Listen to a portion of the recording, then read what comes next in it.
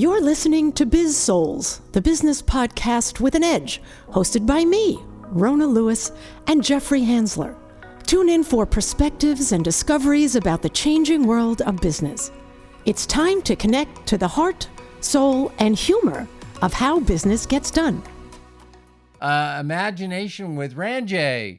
Ready in 5, 4, 3. I'll leave that. I think I'll leave that in. Okay. Okay. You can say it. All right, I'll do it.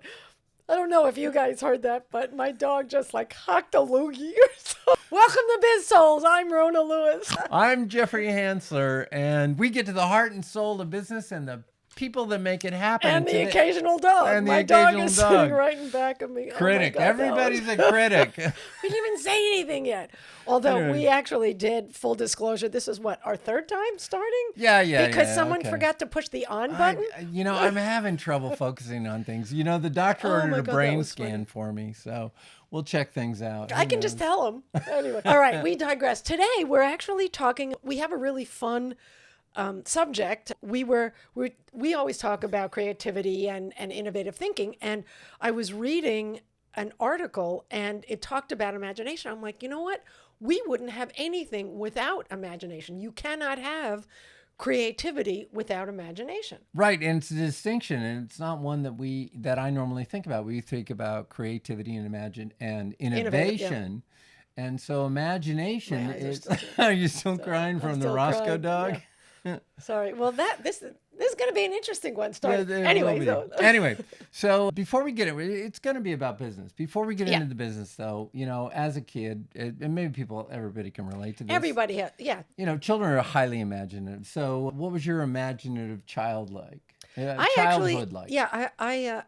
I did a lot of stuff by myself. I had a lot of friends, and at the same time, I have two older brothers, right. 6 and 8 years older than I am. So by the time I was able to comprehend anything, they were just about out of the house. So I did a lot of things on my own, and I had an imaginary friend.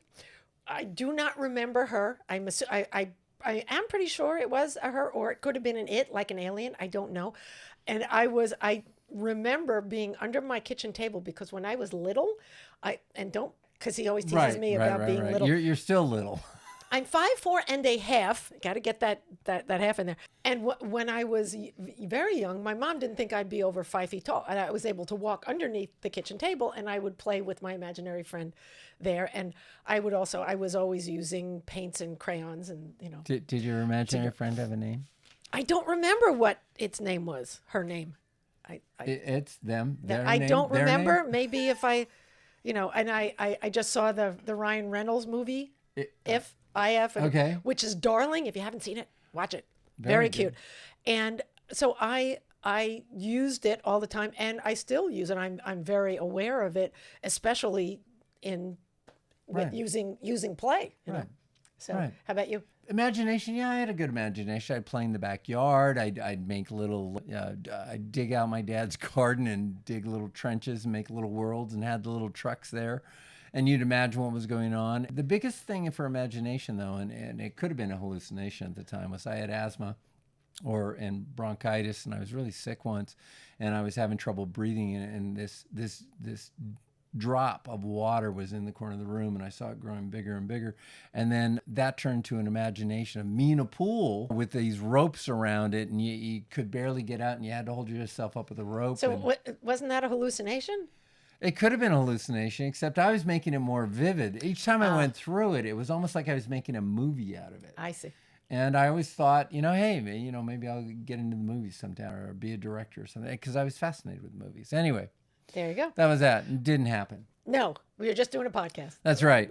Anyway, so it does start when we are very young, and there's a great book called The Imagination Muscle by Albert Reed, and he says make believe basically is imagination, and it's the building blocks of childhood that gives kids that innate ability to come up with these creative and different ideas without fear of judgment. It's just, if anybody has kids out there, they're just incredibly free with ideas and let's try this and let's try that. And then he makes a good point. He says, we basically educate ourselves out of this free-flowing childlike wonder that we have as children. And then and the rest of it pretty much stays with us the rest of our lives because we are so conditioned to fit in and not make waves and do everything by rote, Well, which is really sad. And Ken Robinson did his TED talk on this, and there was a lot of discussion. It's like the most viewed talk. And, it turns out a lot of what he said was opinion and maybe a misanalysis of what's really going on.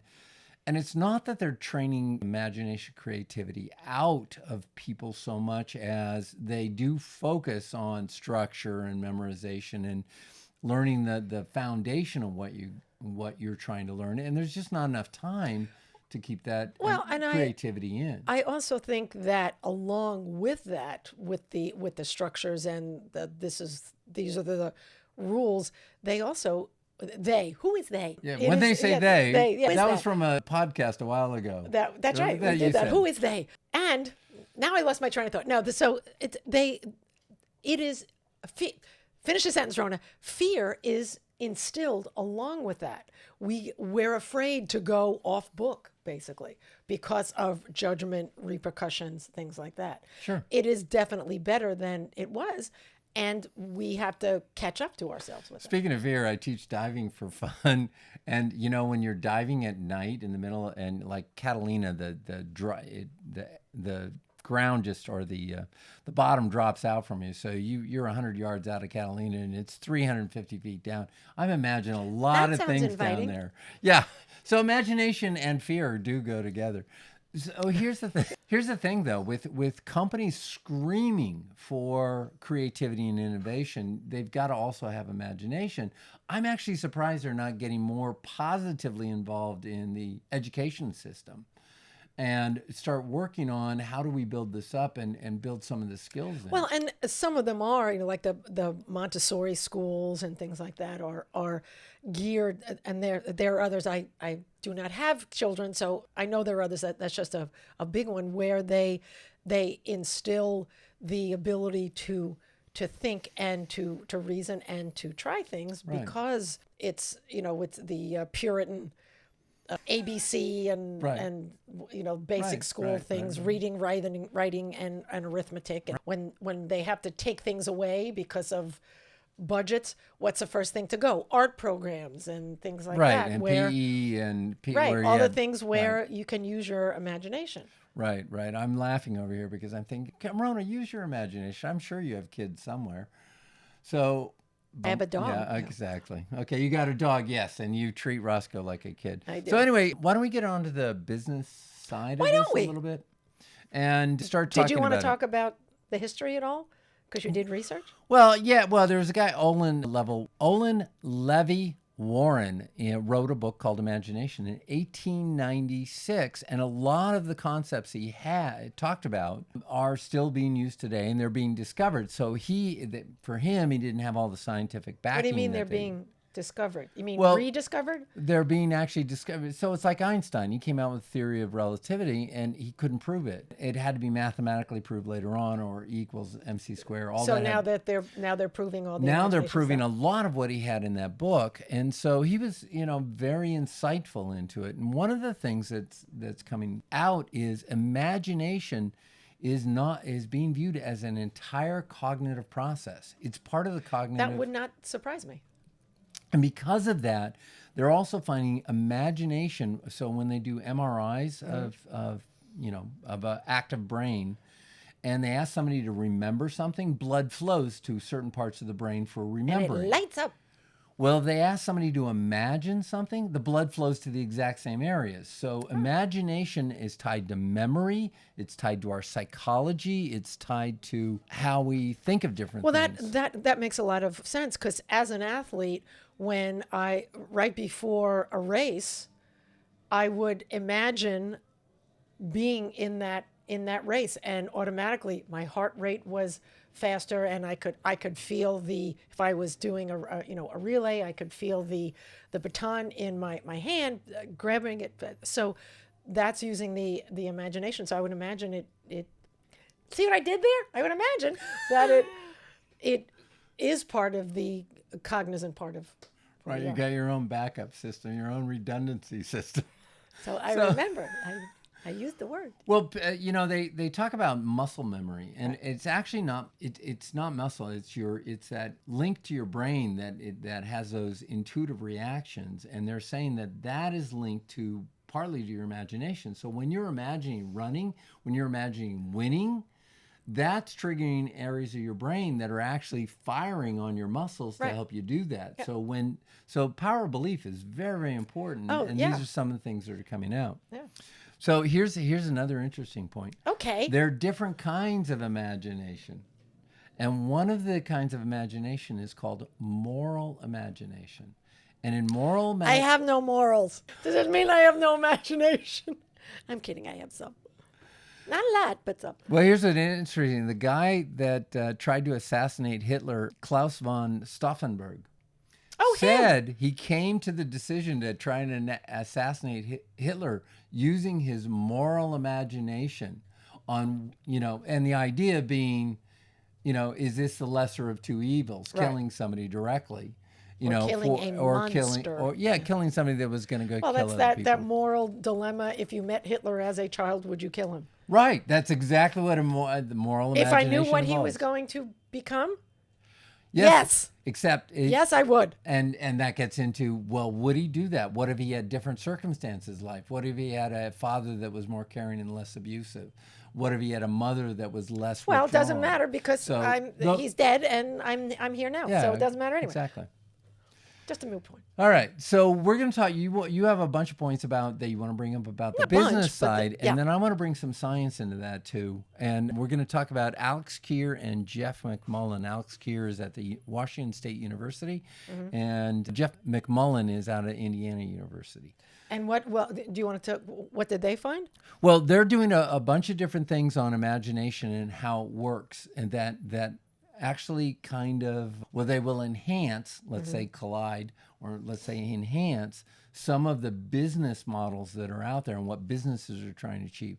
So I think you going first would be better. All right. Well, there was an article that came out in Forbes magazine at the beginning of this year that talks about how 70% of employers say that creative thinking is the number one skill that they're looking for this year in 2024.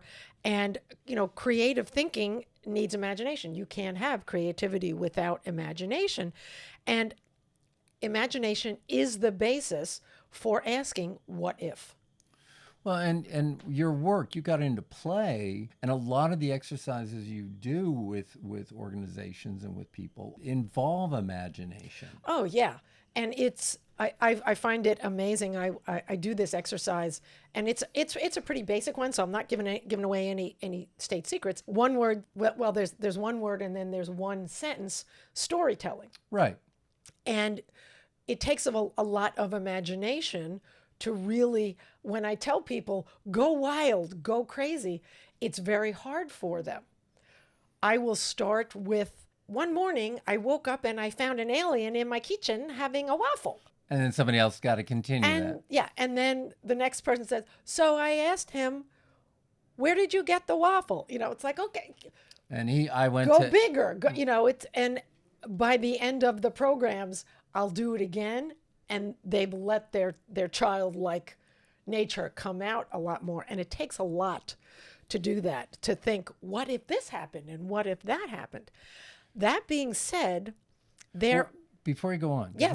So in play, and this is where I get to play guinea pig as well. So, in terms of my work, I do a lot of different classes. I did stand-up comedy for like 3 years. Well, he thought it was comedy, but... Yeah, exactly. Okay, but But and I also took improv classes. So when I went to the improv classes, I was able to get into the exercises easily. In a business environment, though, when somebody comes in, like when you would come in, I'm the person that's a little resistant at first. It takes me a while to warm up on that. And I think that ties into the memory and the imagination being in the same parts of the brain, because even though they're the same parts of the brain, they're accessing different things. So how do you deal with people that are, a little slow to start on those games? Well, first of all, it's partly what you said, and it's also partly fear, because we are in our adult mind when we are in the office. And there's fear of judgment, fear of repercussions, fear of being made fun of. We don't know what other people think. And when we're adults, we care too much about what other people think. And that's where the reticence to go a little crazy comes from more than anything else. And that's why I will start with that, and sometimes I will end with it, so people can realize what they just went through. Right. And I got to tell everybody out there, Rona came up with this topic, and she came up with our other topic, and the next one, and what you just talked about with fear, and it gets in the way of things. Bring that up on our next, when we do the next podcast. Great. Now I have to remember stuff. No, don't worry about it. I have homework. Don't worry. Okay. So your next point. So imagination really helps in business in a bunch of ways, and I have five ways, and then I have other stuff, but we'll wait till later. It helps with career growth, because you need imagination for innovative ideas. It helps with adapting to change.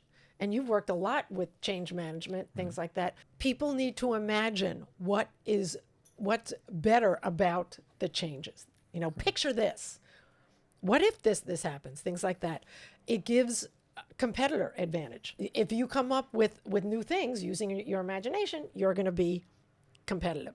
It's irreplaceable by AI. AI, computers don't have an imagination, and imagination is a growth mindset. So I like the last one, the growth mindset. I agree with that 100%. The AI one, I'm not too sure. Generative AI, the whole idea is that it begins to think itself. So where AI is now, and its multiple use, and perhaps in the future. I'm just talking about now. So and at the same time, AI only uses what's out there. Right. So I don't, yes, it may be able to come up with a combination of, animals making something like that.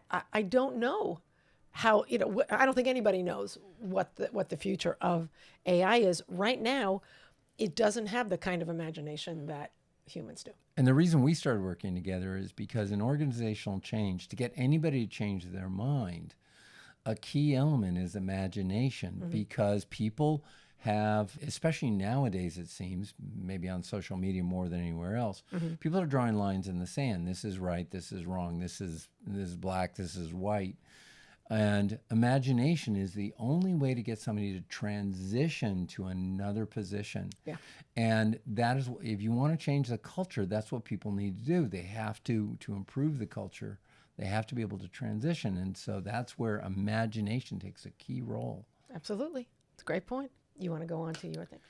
So the idea is new value creation is really what businesses are looking for. They're looking for something differently. And one of the keys they found is that, and what entrepreneurs are able to do, is they're able to, this is what they're really good at, taking two unrelated ideas and putting them together. And this a mashup. And this is exactly what people are said Steve Jobs was really good at. He took, a GUI interface and the microcomputer and put them together. He took then the GUI interface and the computer concept and put it on a phone. Why would anyone use anything GUI? Why exactly. Try? Graphic user interface. Thank you. Okay. That's what I was Sorry waiting for you to about do. that. Okay. So, and there are three forms of imaginativeness, according to Jeff and and Alex. Jeff and Alex, the two guys I was talking about earlier. They're great guys. We love them. So there's creative imaginative. Say that 5 times fast. Yeah, I'm going to read it because I'm going to tongue twist on this. Creative imaginativeness. There's social imaginativeness, and there's practical imaginativeness. And we'll talk about these in a second. So why don't you go? Couldn't you just say that there are 3 kinds of imaginativeness? Yeah, creative, social, and practical. Yeah, I could have said that. That would have been easy. Wow, that's what I'm here for. That's very imaginative. All right. What if we said it this way? Instead? What have you got? Well, in business, what helps with good ideas, etc., is that is cross-pollinating teams, departments, because you tend to get groupthink. And that's where imagination comes in. People see things differently and they use their imagination. And I'll bring up real quick Ed Catmull and Creativity Inc. We Right. love that book and use it all over. And he has an all hands-on CEO of Pixar. Yes, he wrote a book called Creativity Inc. and he has an all hands on deck meeting when they are making movies, so that people from the, it's like Right. whoever cleans the offices to the CFO Right. gives them the same questions, shows the same things, and everybody uses their imagination and opinions, and they make the movie better. Right. And weren't you just telling me Amazon now they have Amazon Prime, and then they have Amazon what? I'm not supposed to talk about it. It's a secret? Yeah, some of the apps that show television, and it's not just what we just said.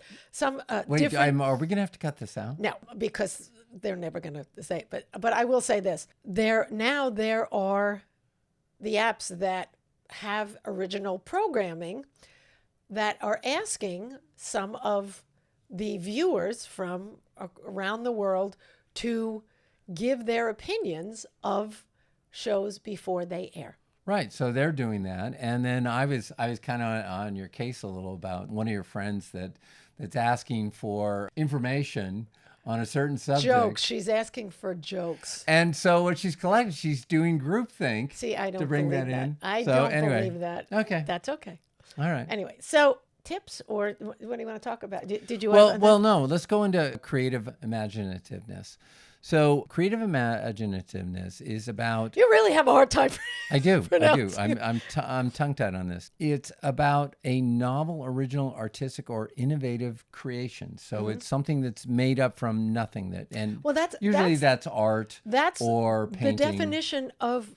I disagree. It could be writing. The definition no. of creativity is what? creating something where nothing was there beforehand. Right. So it's all of those That's things. what creative imaginativeness is. So the thing is, you didn't disagree. I mean, I agree. It's all those things. Why did you just disagree with it because you didn't like the last point I made? I don't know. Anyway, social imaginativeness is about seeing and feeling the world through another's frame of reference. Now, that is what's going on socially. People are now have a voice. So Like, all what the different would blank groups, do? Well, yeah, not only that, no, it's about, transgender. They have a voice now. Gay has their voice has been building. LGBTQ. Right. Plus different all the other religions, different thought processes. They all have a voice, and what they're trying to do is they're trying to get their frame of reference out and have other people be able to see it. And on social media, unfortunately, people draw a line in the sand and then they're not listening and they go back to, I agree, I disagree, which is the wrong approach to it. So Not that he's judging. No, we're going to get through this, though. This is a process people go through. And what you said before about fear is what's driving these roadblocks. Anyway, and then the last one is practical imagination, which is about organizing or analyzing information, resources, or project. So the practical is what businesses are most interested in. You think? You mean like purposeful imagination? Purposeful imagination. Just like purposeful play? Yeah, exactly. Okay. So I know I'm going on a little bit, taking up some I didn't notice. Do you have any comments on that? No. Okay. So the last part is, so these Jeff and Alex said these three items, creative, social, and practical imagination, they trump creative problem solving. And what companies are hiring is creative problem solving. They want programs on creative problem solving, which are based on knowledge, experience, and motivation. Yeah.